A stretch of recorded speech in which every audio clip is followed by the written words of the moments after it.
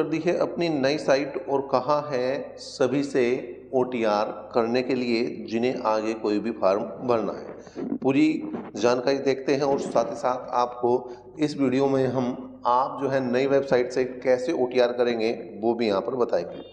यहाँ पर देखिए ये वेबसाइट जो इन्होंने लाइव की है वो की है 17/2/2024 को। ये नई जो साइट है वो लाइव कर दी गई है और साथ ही साथ ये कहा गया है कि जो हमारी पुरानी वेबसाइट है उसी के ज़रिए आप इस पर भी पहुंच सकते हैं। उस पर जो नई साइट का लिंक है वो दिया होगा। साथ साथ यहाँ पर इन्होंने कहा है क्या all candidates are advised to do fresh one time registration OTR on the new website of the commission. सभी छात्रों से यहाँ पर कहा गया है कि वो नई वेबसाइट के जरिए अपना एक नया फ्रेश OTR बिल्कुल कर लें। और यहाँ पर OTR करने के लिए जो नई वेबसाइट के लिए जो लिंक है वो यहाँ पर है ssc.gov.in। मतलब पहले जो वेबसाइट थी SSC की वो थी ssc.nic.in, लेकिन अब जो वेबसाइट है वो है ssc.gov.ni।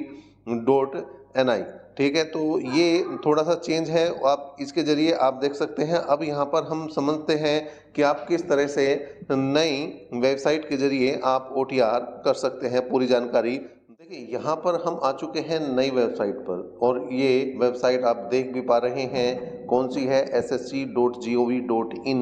जो ये नई वेबसाइट है वो है।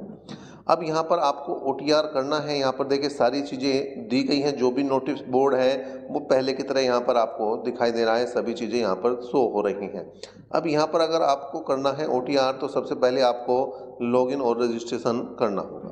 ठीक, इसके बाद जो है यहाँ पर आप रजिस्ट्रेशन नंबर, यूज़र नेम या रजिस्ट्रेशन नंबर डाल सकते हैं, पासवर्ड बना सकते हैं और कैप्चर डाल सकते हैं और उसके बाद अपना लॉगिन करके आगे की कार्रवाई कर सकते हैं। और अगर नहीं पता है तो फिर आप जो है पासवर्ड जानने के लिए फॉरगेट भी कर सकते हैं और इस तरह से आप जो है अपने एंट्री कर सकते हैं SSC की वेबसाइट पर अपने लॉगिन के जरिए। और अगर नहीं अब तक आपने किया है रजिस्ट्रेशन तो न्यू रजिस्ट्रेशन पर जाकर आप बिल्कुल जो है कर सकते हैं सभी चीज़ों को। किस तरह से होगा वो भी यहाँ पर देख लेते हैं। इस टाइप का एक पेज आ जाएगा आपके सामने और इस यहाँ पर देखिए क्या क्या है, वन टाइम रजिस्ट्रेशन की यहाँ पर बात कही गई है और यहाँ पर क्या क्या चीज़ें हैं, पर्सनल डिटेल, पासवर्ड बनाया जाएगा, एडिशनल डिटेल और यहाँ पर डिक्लेरेशन किया जाएगा। ये 4 स्टेप होंगे। इन चारों स्टेपों को एक एक करके अब आपके सामने देख लेते हैं।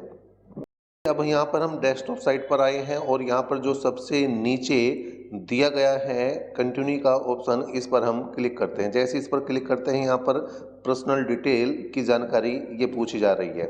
अगर आपके पास आधार कार्ड नंबर है तो आप यस करके आधार कार्ड नंबर डाल सकते हैं और अगर आपके पास आधार कार्ड नंबर नहीं है तो आप यहाँ पर दूसरी ID भी लगा सकते हैं।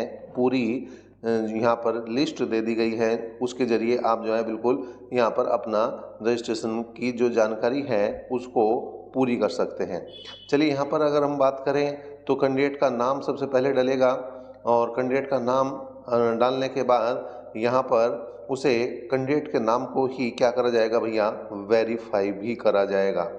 उसके बाद आपने अगर कोई चेंज किया है नाम में अपने तो आप यस करेंगे, नहीं तो नो करके आगे बढ़ जाएंगे। फिर जेंडर मेल फीमेल डालेंगे, फिर DOB मतलब डेट ऑफ बर्थ को डाल दिया जाएगा यहाँ पर और उसके बाद यहाँ पर डेट ऑफ बर्थ डालने के बाद आपसे डेट ऑफ बर्थ जो है वो वेरीफाई भी कराई जाएगी।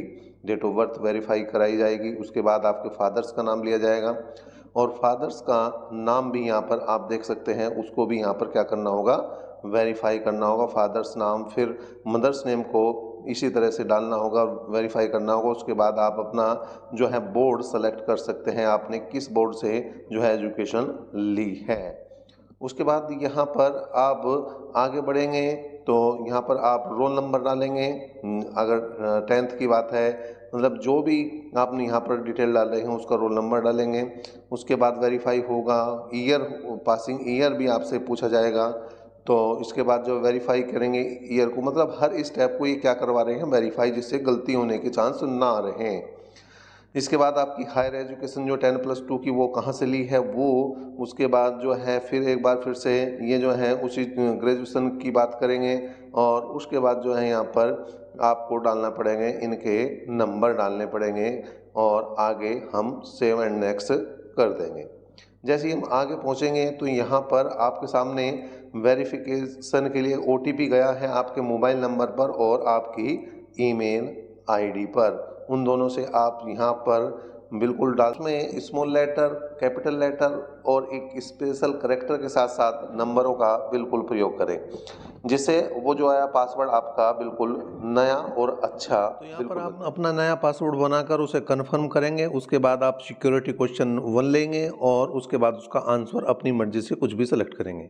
उसके बाद सिक्योरिटी क्वेश्चन 2 लेंगे और उसका भी आंसर आप अपनी मर्जी से जो भी आपको अच्छा लगे, जो आपको याद रह सकता हो वो लेंगे। और ये क्वेश्चन इसलिए पूछे जा रहे हैं कि कल को आप अगर पासवर्ड भूल जाओ तो इन क्वेश्चनों के जरिए इन क्वेश्चनों के वो आंसर देकर जो आपने यहाँ सेलेक्ट किए हैं उसके द्वारा आप रिकवर कर सकते हैं। इसके बाद नेक्स्ट करेंगे तो फिर यहाँ पर एक बार फिर से आप जो है अपना रजिस्ट्रेशन नंबर और जो नया पासवर्ड बनाया है उसे और कैप्चर को डालकर अगले पेज पर पहुंच जाएंगे और यहाँ पर आप एडिशनल डिटेल डालेंगे। सबसे पहले इसमें कैटेगरी डालेंगे जनरल, SC, ST, OBC और उसके बाद उस कैटेगरी को यहाँ पर वेरीफाई करेंगे जो भी है उसी के जरिए। उसके बाद नेशनलिटी इंडियन डाल देंगे।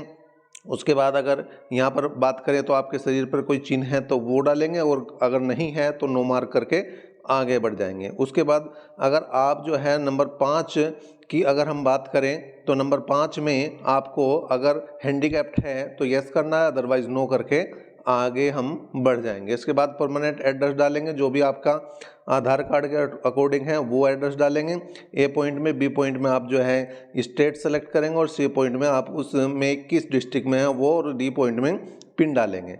उसके बाद 7 पॉइंट में अगर बात करें तो परमानेंट एड्रेस और जो आपका प्रेजेंट एड्रेस है अगर वो सेम है तो यस करेंगे, अदरवाइज नो करके वो दूसरा एड्रेस जो है यहाँ पर डाल देंगे। सेव एंड नेक्स्ट करेंगे और आगे यहाँ पर डिक्लेरेशन आ जाएगा और यहाँ पर डिक्लेरेशन के लिए अगर प्रीव्यू OTR करना है तो आप जो भी डिटेल आपने अब तक डाली है वो सारी देख सकते हैं। अदरवाइज अगर वो सारी ही डिटेल आपकी सही है तो फिर आप डिक्लेयर करके आगे बढ़ जाएंगे और इस तरह से ये 1 टाइम जो OTR वो आपका सक्सेस हो जाएगा। और इस जो भी SSC वैकेंसी निकालेगा उन सभी के फॉर्म जो हैं आप इस डिटेल के ज़रिए सबमिट कर सकते हैं। आपको एक दोबारा से डिटेल भरनी नहीं पड़ेगी। इस OTR का ये फ़ायदा होगा। तो चलिए इस तरह से आप जो है जितनी भी वैकेंसी आगे आएंगी उनको आप बिल्कुल फिल कर सकते हैं। आपको ये जानकारी कैसी लगी वो कमेंट बॉक्स में कमेंट करें और साथ ही साथ वीडियो को ज़्यादा से ज़्यादा शेयर करिए। धन्यवाद।